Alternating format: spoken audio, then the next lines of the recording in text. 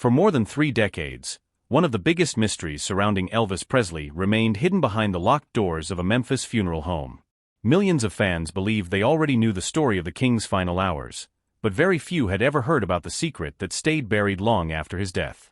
Then, 33 years later, a retired senior embalmer stepped forward with a revelation that stunned collectors, historians, and Elvis fans around the world.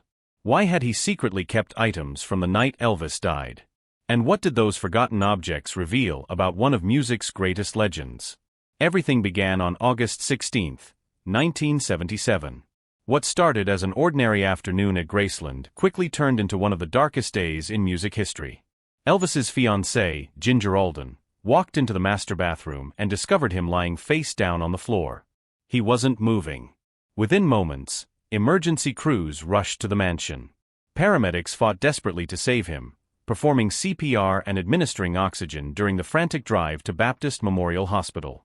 Every second mattered, but despite every effort from doctors and nurses waiting in the emergency room, nothing worked. At 3:30 that afternoon, Elvis Presley was officially pronounced dead.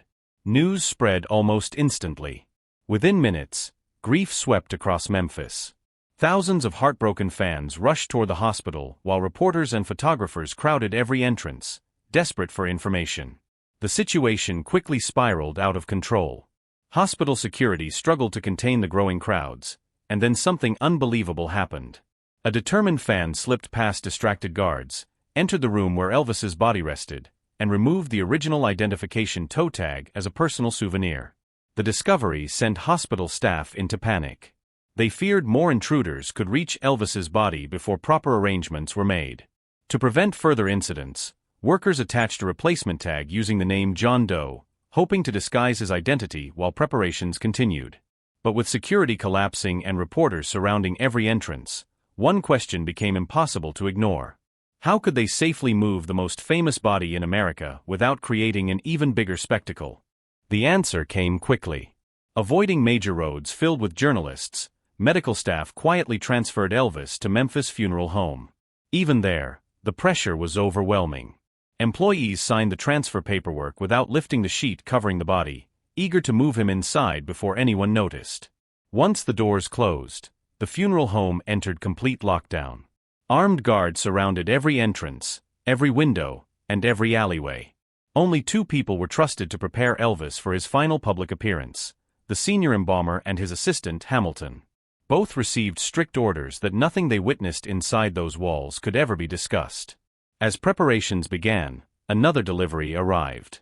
Elvis's father, Vernon Presley, had ordered a magnificent custom casket made from bronze and copper, modeled after the one used for Elvis's mother years earlier.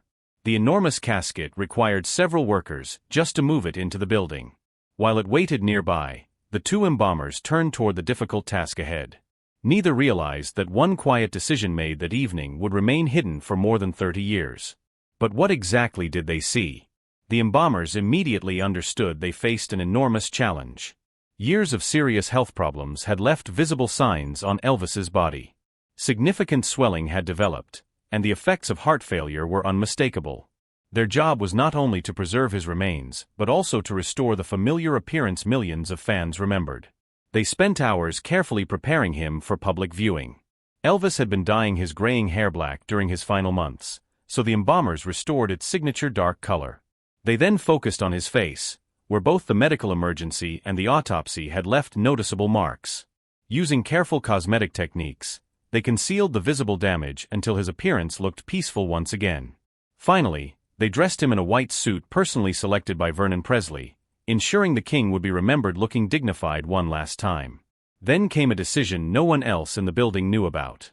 Instead of throwing away every tool used during the embalming process, the senior embalmer quietly gathered several items, including lip brushes, forceps, injection needles, and other medical instruments. Rather than disposing of them, he placed everything inside a private box and secretly carried it home. Hidden away from public view, those objects remained untouched for decades while the world continued remembering Elvis through concerts, documentaries, and annual tributes. Years passed without anyone knowing the collection even existed. The funeral home continued its work, the Presley family protected Elvis's legacy, and the mysterious box sat quietly inside a private home. It seemed destined to remain forgotten forever. But then, more than 3 decades later, something unexpected brought those hidden items back into the spotlight, creating controversy across the world.